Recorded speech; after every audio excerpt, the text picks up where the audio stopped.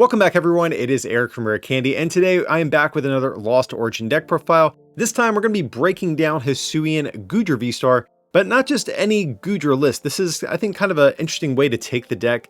We're going to be playing it with the whole Lost Zone engine we've seen a lot of people hype up for Giratina VSTAR, and I want to see if that same engine would still be good even outside of that whole deck idea. So that's what we are going to be breaking down here today. But before we get into the nuts and bolts of this list, just a heads up guys, if you're in the market for some Lost Origin cards, our friends over at flipsidegaming.com are still taking pre-orders. And if you use that code RARECANDY at checkout, you can actually get 10% off Lost Origin Elite Trainer boxes and booster boxes too. And if you want to save 15% off instead, all of Rare Candy's patrons have access to that exclusive discount code as well. Or worst case, if Flipside is out of stock by the time you see this video, you can also use my affiliate link with TCG Player down in the description. There's no discount code attached, but the way TCG Player works is that they show you all of the cheapest online listings at any given point. Links to everything will be down below in the description today. But let's hop back into the deck list.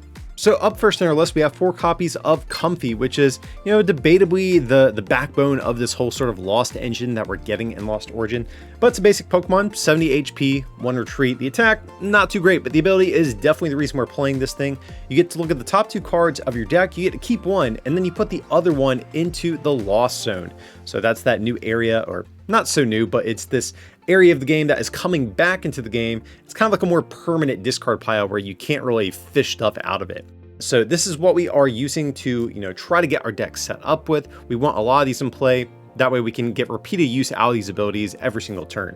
But getting onto our main attacker, we have 3 copies of Hisuian Goodra V to kick things off. Not a whole lot to really say about the pre-evolution here. It has an attack for a water and metal that does 60, and I believe forces your opponent to switch to the bench. And its other attack for just 1 additional energy does 140, and I forget the side effect that it has right now. It's that forgettable. But of course I have the text up there on screen for you guys if you do want to read about it. But we're just playing this thing out of necessity more than anything.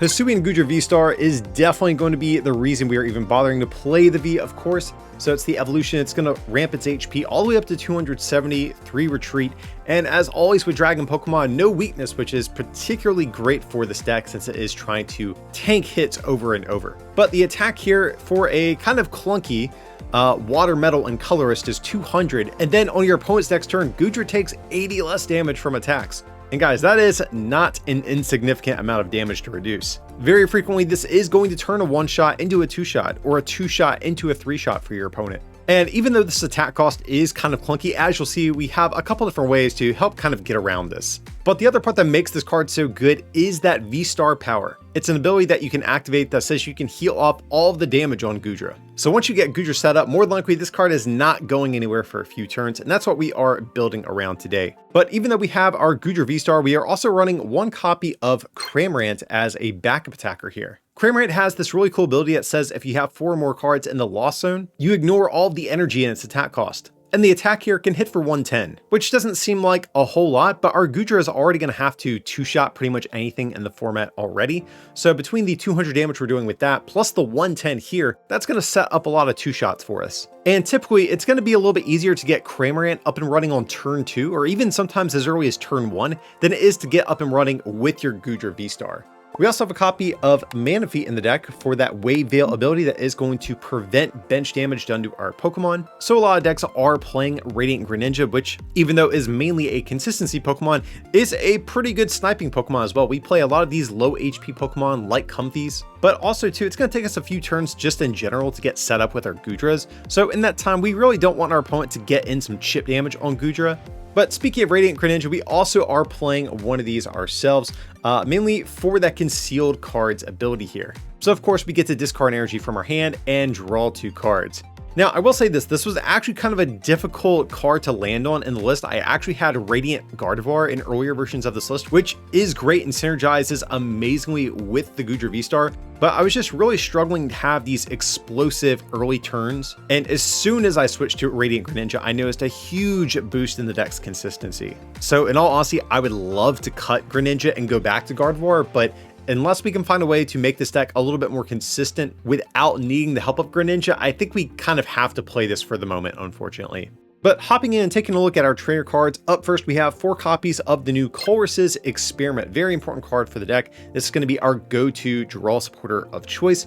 we get to look at the top 5 cards of our deck, keep 3, and put 2 into the Lost Zone. So this is going to be our other main way at pitching stuff away into the Lost Zone, in addition to our comfies, and allows us to see up to 5 cards every turn. Of course, we don't keep all 5, but still being able to see 5 cards is pretty good reach, especially when we compound that with the draw that we get from Greninja and Comfey as well. But we do need some other ways at drawing cards with this deck, and for the moment, I am choosing to run 2 copies of Melanie, just because our Goodra is such a clunky attacker. Melanie's going to offer us a way to cheat a water energy out of discard pile to our Goodras and draw 3 cards in the process. And getting water energy into the discard, not too hard either, of course, because we do have that Radiant Greninja in the deck too.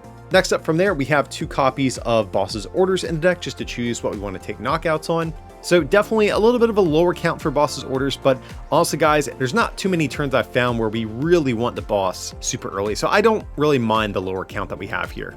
And our final supporter we're playing is just going to be 2 copies of the brand new Fantina, another card that we are getting in the upcoming Lost Origin set.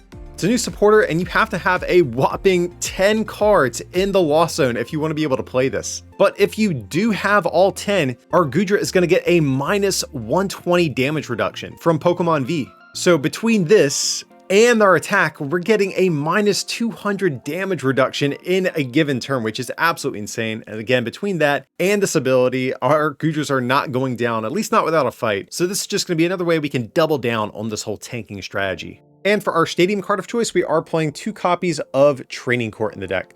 So we do have the Radiant Greninja already, and we do have this multi-energy attack cost with our Hisuian Goodra. So being able to always have the right energy to attach, or to be able to get back energy we're pitching away, is pretty important. But I will say this, if there ever is a world where I switch back to Radiant Gardevoir, I actually could see switching this potentially for maybe Crystal Cave. But again, for the moment, since we are going the Radiant Greninja route, Training Court seems like probably the best way to go here. But getting into our item cards, next up we have another really important card for the deck. That is going to be the brand new Mirage Gate item card that we have. So much like Fantina, we can only use this if we have a certain number of cards in the Lost Zone. For this card, we have to have 7 in the Lost Zone, but if we do, we can accelerate 2 basic energies of different types to our Pokemon in any way that we like. So this is the main way we are getting around that really awkward multi-energy attack cost that our Goodra has. And usually by around turn 2 to turn 3, between our Comfies and our Colruses, this thing is going to be live and we're going to be ready to start accelerating some energy and start attacking with our Goodras.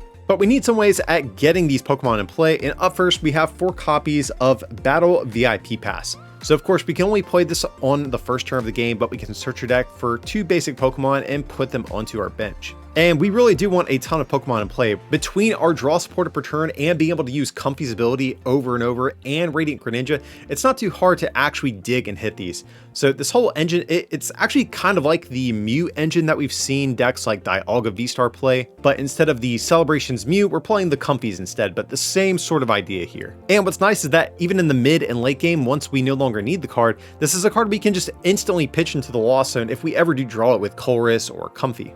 Next up from there though, we do have 3 copies of Ultra Ball in the deck, so of course we have to discard 2 cards from our hand, search our deck for any Pokemon. So of course we can grab any Pokemon out of our deck, but this is going to be the main way we're going to be searching out those Goodra VSTARs. And for our final ball search card, we have just 1 copy of Quick Ball in the deck as well.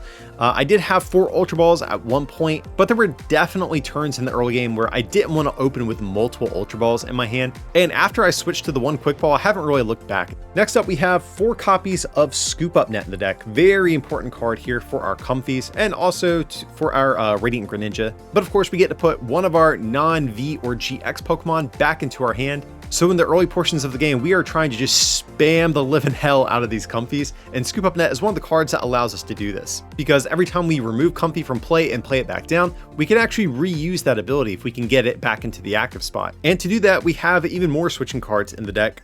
We have 2 copies of Air Balloon to give our Pokemon 2 less retreat, but we also have a copy of Switch in the deck, and 1 copy of Escape Rope as well. So same thing as Switch, but it forces our opponent to also switch in the process here. So I know we have a lot of switching options going on here, guys, but I can't stress how important it is to keep rotating between these Comfies multiple times every single turn, because we're basically just trying to race to hit 7 cards in the Lost Zone. That way we can activate Mirage Gate. Next up, we have another Pokemon tool, just one copy of Big Charm to give our Goodra plus 30 HP. Actually, a card I would not mind going up to a second copy of, but the one is just going to have to do for the moment. We are just trying to tank hits as well as possible with Goodra. And one of the big downsides Goodra can face, which is actually one of the reasons I liked Gardevoir in earlier versions of this list, is that we are susceptible to escape rope plus boss combos. Because if our Goodra leaves the active spot, that whole minus 80 damage is going to be wiped. And if our opponent can boss our Goodra back up and can do 270,